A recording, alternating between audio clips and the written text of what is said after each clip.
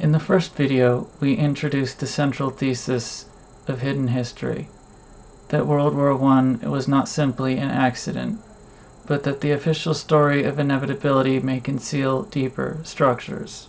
But before we can assess the book's more controversial claims, we need to establish something fundamental: the world that existed before Sarajevo.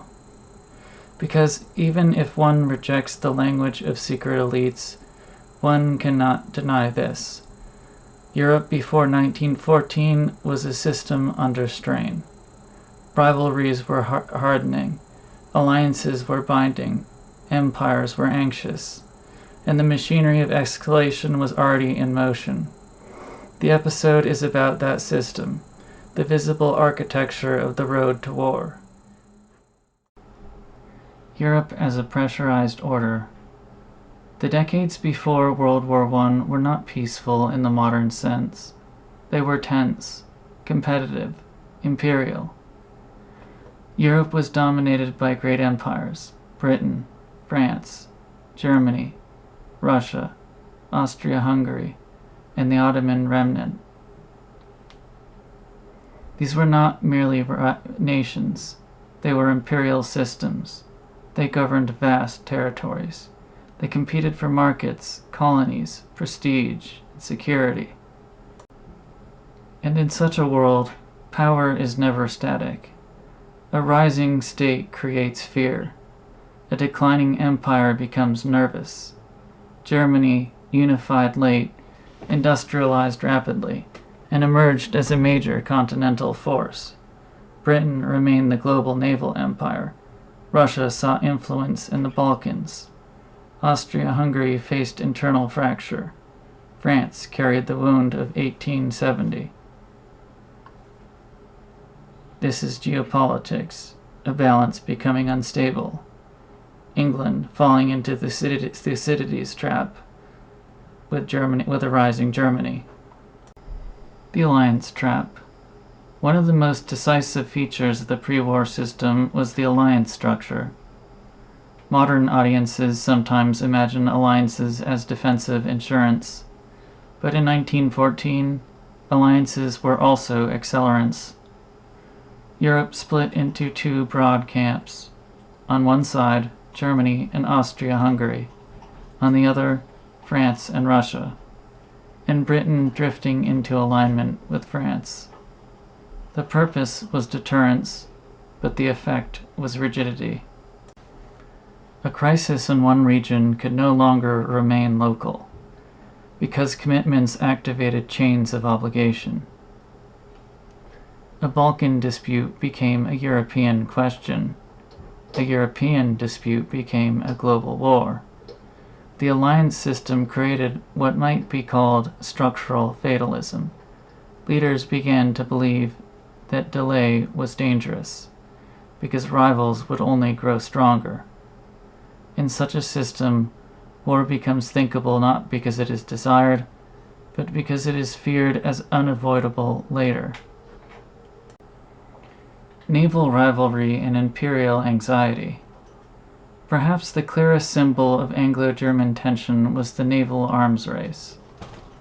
Britain's empire depended on the sea. Naval supremacy was not pride alone, it was survival, trade, communication, colonial control. Germany's decision to build a high seas fleet was therefore deeply alarming to Britain. It suggested that Britain sought not only continental security, but global standing. And in the imperial imagination of England at the time, a rival navy was not interpreted neutrally. It was interpreted as a challenge. This is where hidden history begins to locate Britain's strategic fear, that Germany's rise threatened the structure of British dominance. Even without secret cabals, one can see how imperial powers respond: containment, encirclement, preparation, the logic of primacy. The same logic Chomsky later describes in the 20th century has roots here. The Balkans, the fracture zone. And then there was the Balkans, the most volatile region in Europe, Austria-Hungary was a multi-ethnic empire holding together uneasily. Serbia was rising with nationalist ambition. Russia claimed a role as protector of Slavic peoples. The Ottoman Empire was receding. The Balkans were not simply local conflicts, they were imperial fault lines. When Austria-Hungary confronted Serbian nationalism, it did not see a great rival. It saw an irritant, a small state encouraging instability inside the empire, something to be contained, and if necessary, crushed. When Russia supported Serbia, it was not simply romantic solidarity, it was a claim to leadership in the Balkans, though normally Russia would not risk war with Austria-Hungary and Germany. In this instance, France had guaranteed Russia that it would back Russia if war erupted, and England secretly backed France. When Germany backed Austria-Hungary, it was binding itself to its only dependable ally, and assuming the crisis could be managed locally. Germany did not know that Russia and France would go to war over such a triviality, nor did it know that England had been involved behind the scenes entertaining a grand alliance, or what is called the Triple Entente. Berlin did not expect a world war. It did not believe Britain would necessarily intervene. It believed escalation could be controlled. But hidden history argues that this was precisely the illusion. Because while Berlin treated the crisis as local, and by all means it should have stayed so, the authors claimed that in London, the trajectory towards confrontation had already been set up.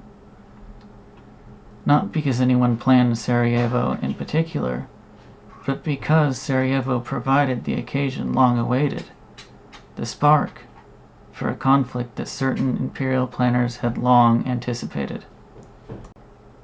And that is the danger of such systems. Some powers miscalculate, others assume limitation, but others, the author argue, are preparing for the wider outcome. Thus, a regional assassination could become a continental trigger, not merely through blind escalation, but through strategic design operating behind the surface. Crisis did not create the tension, it released them, along paths that had already been laid. And hidden history stresses another point. Europe did not rejoice about this assassination at Sarajevo. The murder of an archduke was seen as an outrage, and Austria-Hungary at first was widely sympathized with. Some punitive response was even anticipated.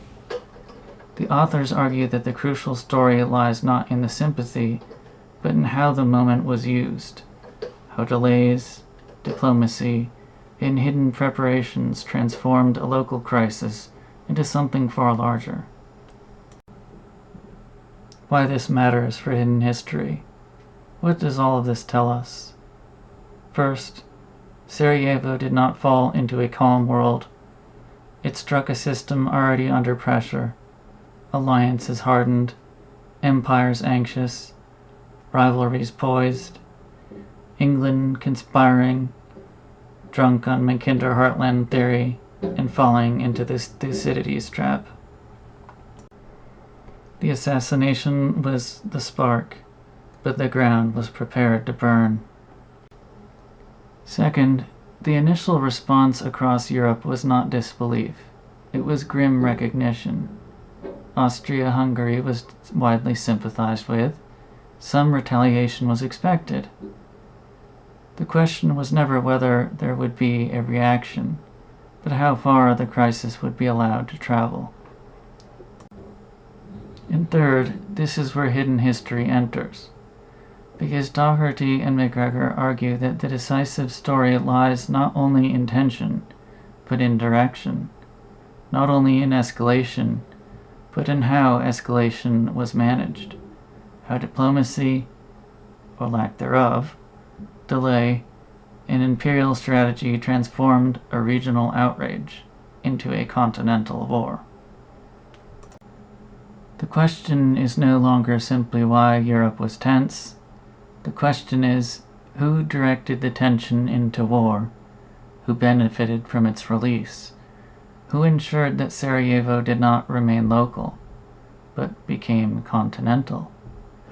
And when the slaughter ended, who shaped the verdict and taught the world how to remember it? The architecture of alliances is real, but hidden history argues that architecture was used.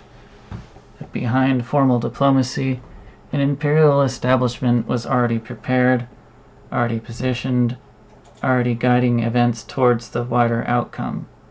This is the machinery the book asks us to confront. Not accident, but management. World War I was not inevitable like the weather. It was more like a loaded machine.